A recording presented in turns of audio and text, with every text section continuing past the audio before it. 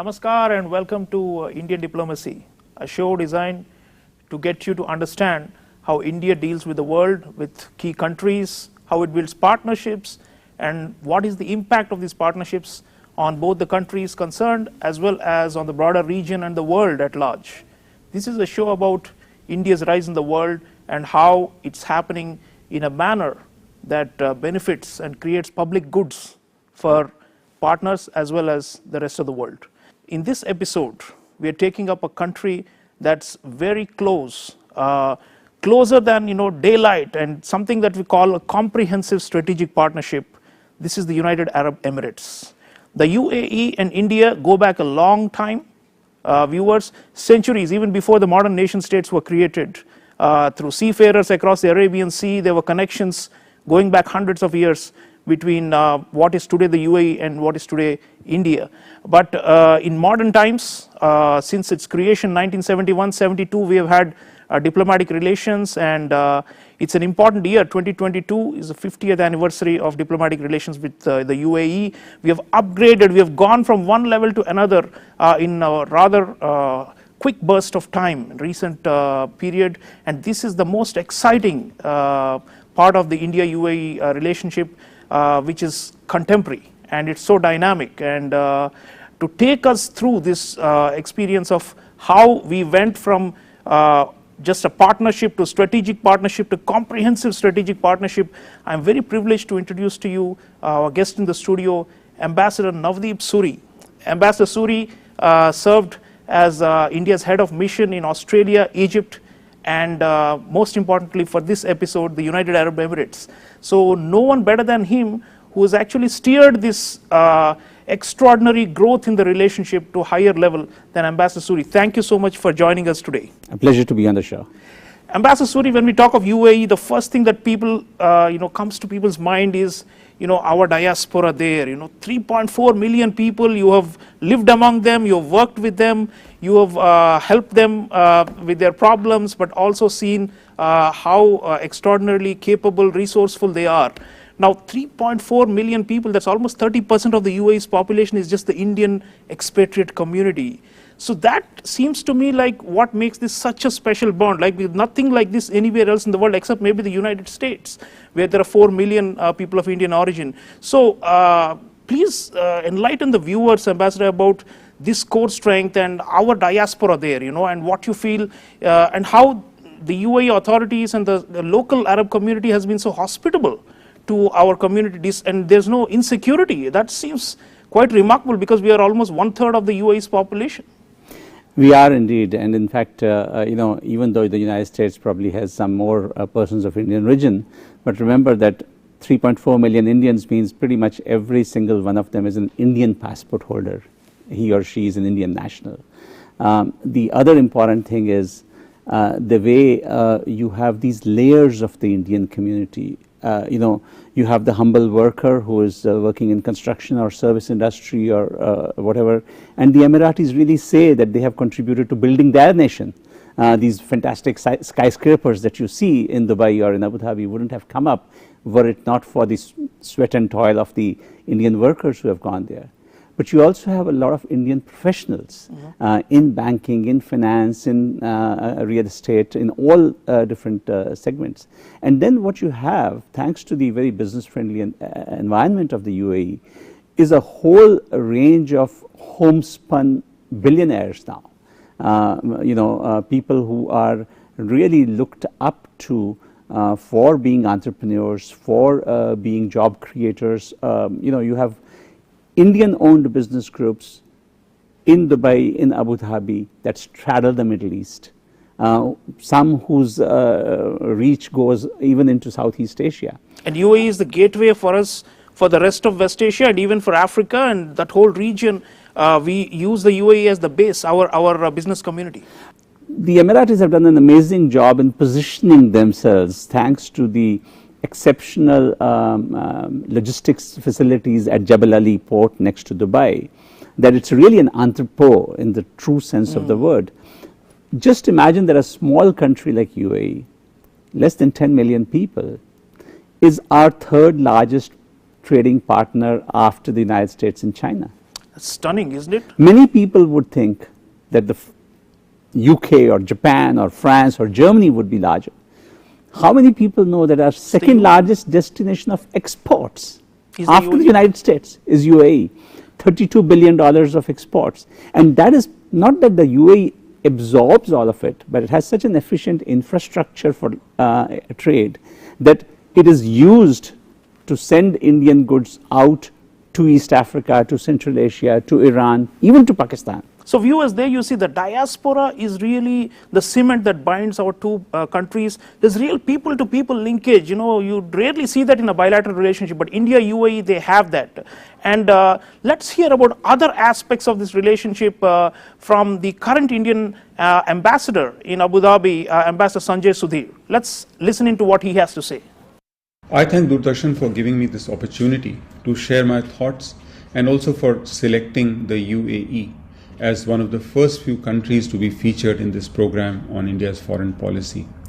There couldn't have been a more apt time to talk about India's bilateral relationship with the United Arab Emirates. This year is a very important milestone in our relationship with the UAE as we are celebrating 50 years of our diplomatic relations when UAE, which was formed in 1971, is celebrating year of the 50th. As you all know, India is also celebrating 75 years of its independence. Our two governments have built on our historical connect, our people-to-people, cultural and trade links to transform this relationship into perhaps the best in the region. Borrowing a term from cricket or perhaps golf, our relations have hit a sweet spot. Of course, our Indian community here is the backbone of the relationship. In the last 7 years, we have witnessed 5 visits at the level of Prime Minister Modi and His Highness Crown Prince of Abu Dhabi, His Highness Sheikh Mohammed bin Zayed Al Nahyan.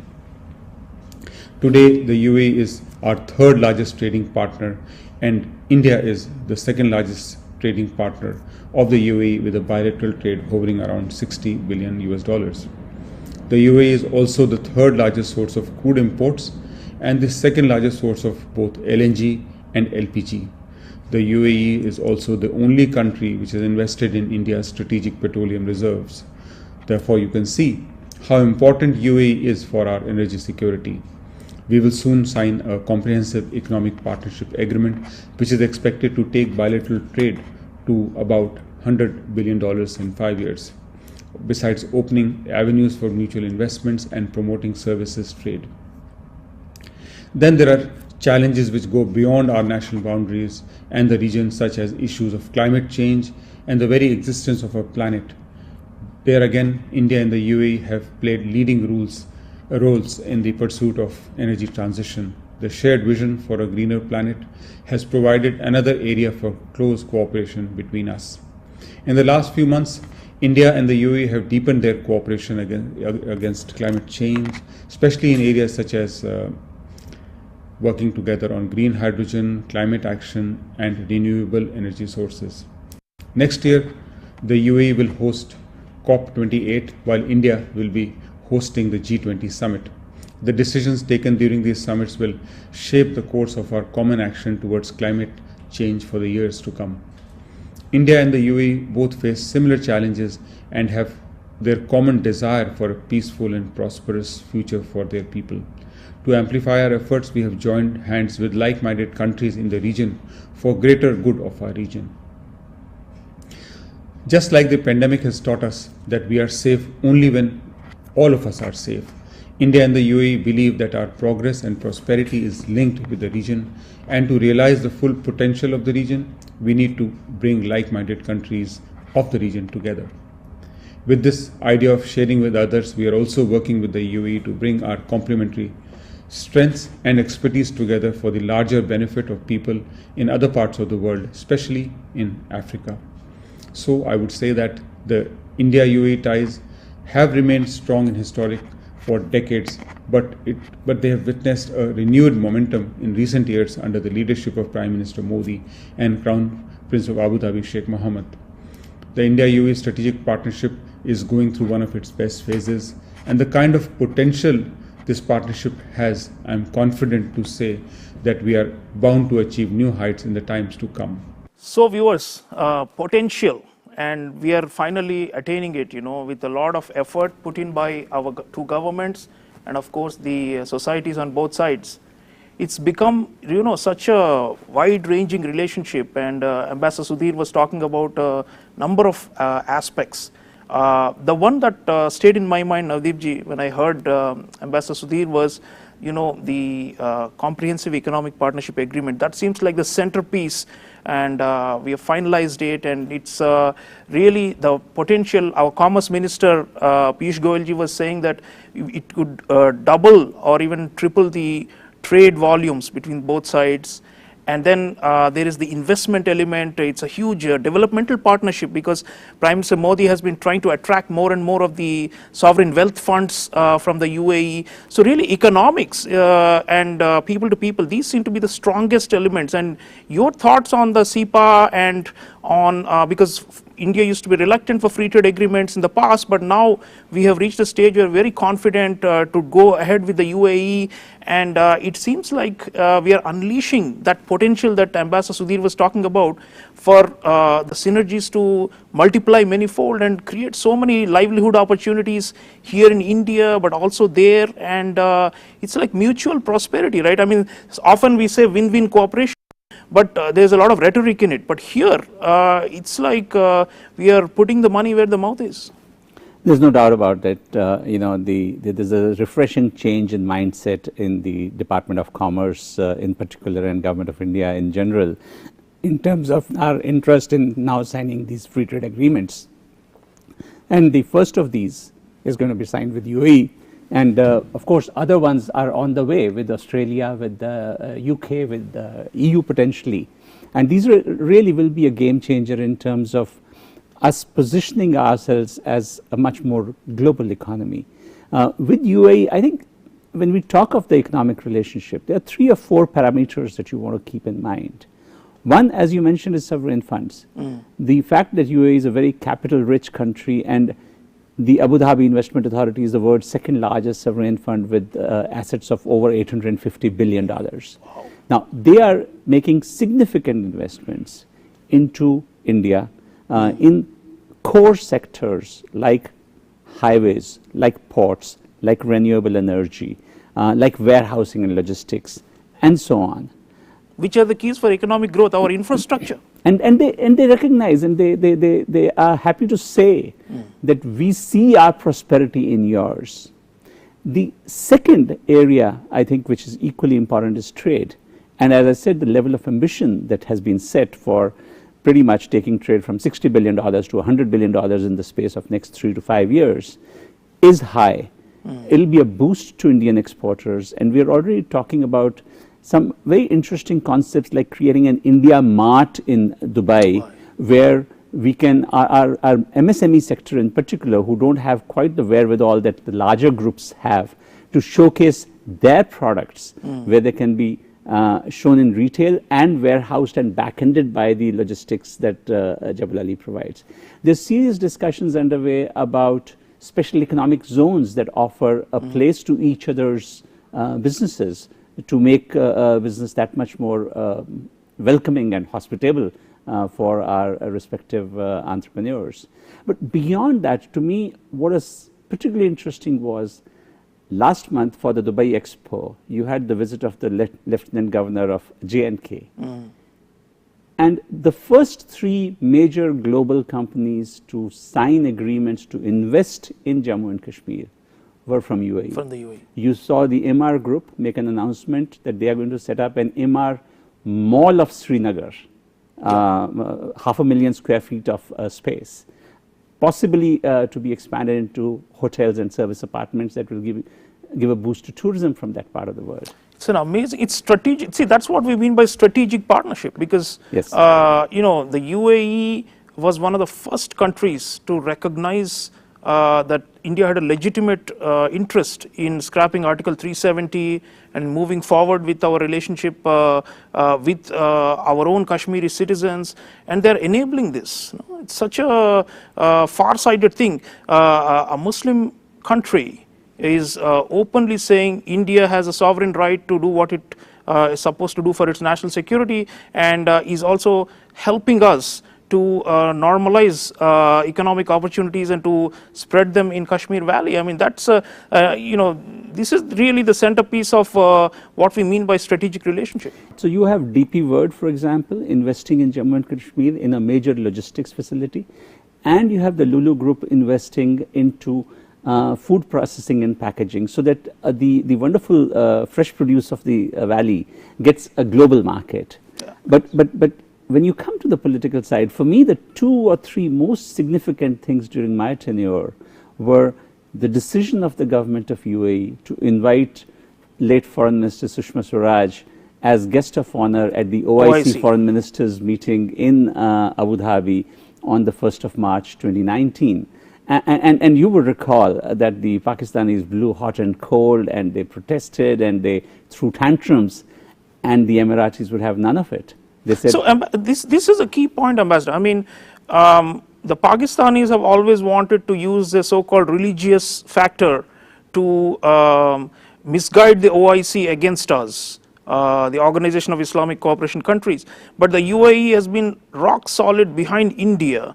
So, I mean, from a UAE point of view, why are they doing this? I mean, why are they looking at India as a much bigger opportunity and as a much more credible partner than Pakistan, which is economically in doldrums and which is actually, I mean, one of the reasons, of course, is I think they're also concerned about the terrorism and the religious radicalism coming from that region. Well, you've answered part of the question yourself, really, because remember, UAE itself has changed significantly post 9/11, and particularly post the abortive Arab Spring. Today, it is a cardinal of faith in UAE that religion is your own personal business. The state has zero tolerance towards any kind of radicalization or fundamentalism. And in this new equation that you started seeing first in UAE, now in Saudi Arabia as well, what it means is that a country like Pakistan that openly harbors extremist terrorist groups becomes a problem child that has to be treated very differently. A dynamic India with its economic growth and future potential is seen as a source of strategic stability in the region. So, you know, the choices that are being made out of an enlightened self-interest, pragmatic, of where the world is going and how they see their own position in the world today, which is as modern progressive states rather than as ones wedded to archaic or reactionary ideas of religion. Talking of the relationship and why it's gone up to another level, one of the prime push factors, of course, is the leaderships. And already Ambassador Sudhir had mentioned that this upgrade to a comprehensive strategic partnership has been enabled by the role of the top leaderships. And there's no doubt. I want to quote Anwar Gargash, one of the best known UAE doyens of foreign policy and advisor to the President of the UAE.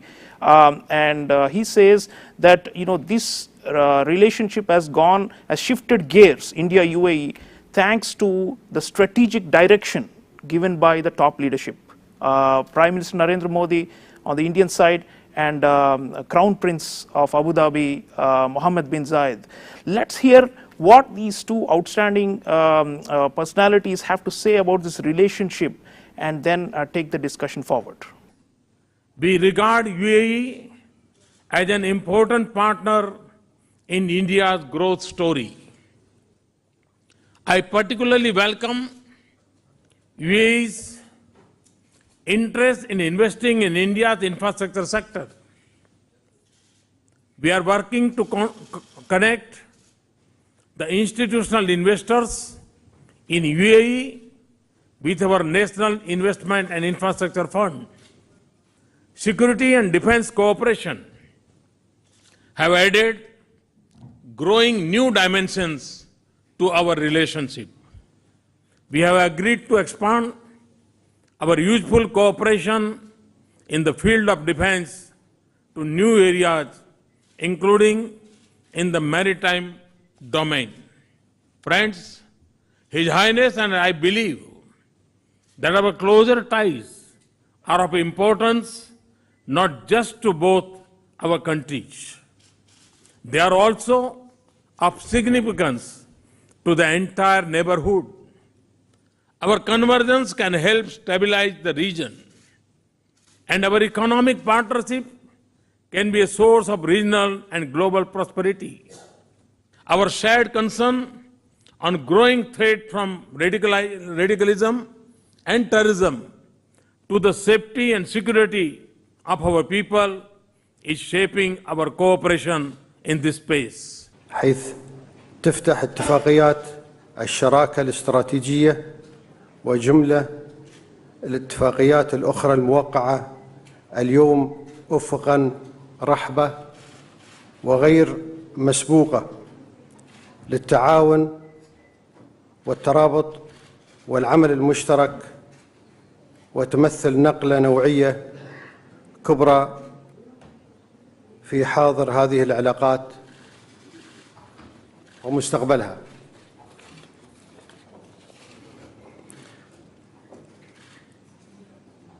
دولة رئيس وزراء جمهورية الهند الصديقة الحضور الكرام، إن دولة الإمارات العربية المتحدة بقيادة سيدي صاحب السمو الشيخ خليفة بن زايد آل نهيان رئيس الدولة حفظه الله، ترى في تطوير علاقتنا الثنائية على صعيد الاستراتيجي مكسباً مشتركاً ومهماً. وأنا على ثقة تامة بأن العلاقات الإماراتية الهندية سوف تشهد تحولات إيجابية كبرى خلال السنوات القادمة بفضل اتفاقيات الشراكة الاستراتيجية، ولعل ما يعزز هذه الثقة ويقويها ما لمسته خلال لقاءاتي مع المسؤولين في الجمهورية،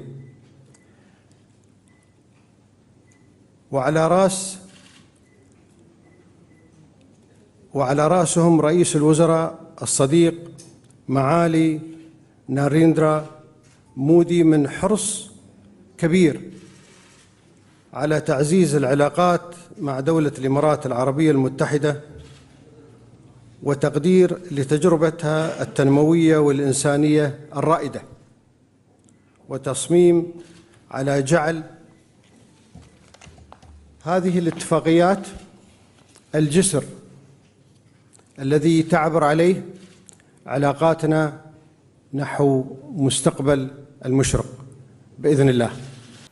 So viewers, you heard the top leaders of the two sides, and there's no doubt that they have really invested their personal diplomatic energies in making this relationship so unique and special. And Ambassador Suri, the point is 1981 was the last time an Indian Prime Minister had visited the United Arab Emirates. And Prime Minister Narendra Modi comes in 2015 first visit and is followed up with many more visits subsequently. And clearly he has invested a lot of personal energy because he saw so much potential in the UAE. And I think that was also a reason why the UAE leadership also changed its approach to India, as in not just as a place from which to source migrant workers or simply to sell oil, but something much more, important and strategic. So your thoughts on, how much this values, I mean, you've been ambassador to so many countries, including the UAE. I mean, when you're a diplomat, how much does it help when your top political leadership on both sides seems so aligned? Prime Minister Modi was given the Order of Zayed, the highest civilian honor by the UAE, and no one can forget that famous selfie of Prime Minister Modi in front of the Sheikh Zayed Mosque. So these kind of, the very close personal chemistry that you see, how much of it really helps and the work of our diplomats? It's a huge boost to our diplomacy. The Prime Minister has invested personally energy, effort, resources into this relationship. He has made 3 visits and a 4th one is in the offing soon, as I hear. So, it varies from country to country, I guess, but in a country like UAE, which has a very strong monarchy, there's no substitute to relationship between the top leaders. And so when you neglect that relationship, as we did unfortunately for 34 long years, there is a loss out of it. On the other hand, once the Prime Minister and the Crown Prince of Abu Dhabi have given directions down the system, it's amazing how the wheels really start turning when diplomats like us, who are uniquely focused on the bilateral relationship, try and get things done. Like in my case, if I wanted to work on the strategic petroleum reserves, if I wanted to get oil concessions for our oil companies, if I wanted to get more investments from Abu Dhabi Investment Authority or from Mubadala, or any of the other things that constitute the bread and butter of a bilateral relationship, the fact that the directions are coming from the top means that even every now and then when you see bureaucratic hurdles, you are able to push them aside, you are able to overcome them, saying that there's a larger purpose at work here. And you know that the Prime Minister's office is monitoring it directly. You know that somebody in the Crown Prince's office or in the Foreign Minister's office is monitoring it personally. So you can sometimes jump across the bureaucracy. And you can do that only if there's enough confidence and direction from the top. Confidence and direction from the top, very important, and that's why the UAE and India have gone so far. Lately, they have even entered a kind of a quadripartite forum with the US and Israel called I2U2, India, Israel, UAE and USA. We'll see what comes of it. It is meant to channelize economic linkages across the region as the UAE and other Sunni Arab monarchies open up to Israel. So a lot of, you heard, viewers, that there is a broader regional ramifications to this relationship. So it's a strategic partnership in that sense also. It's not just between UAE and India. It's got wider implications for security and stability and prosperity in the region. A lot more to talk about India and the UAE, but unfortunately we are out of time.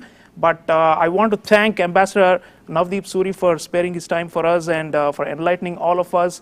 And let's keep thinking about India's relations with key countries around the world. Indian diplomacy is meant to be your window to what India does and how it is shaping and reshaping regional and global orders, and also creating concrete opportunities for people on all sides. So thank you very much, viewers, for tuning into Indian diplomacy. I'll be back again with another country which is key and important to India in the next episode.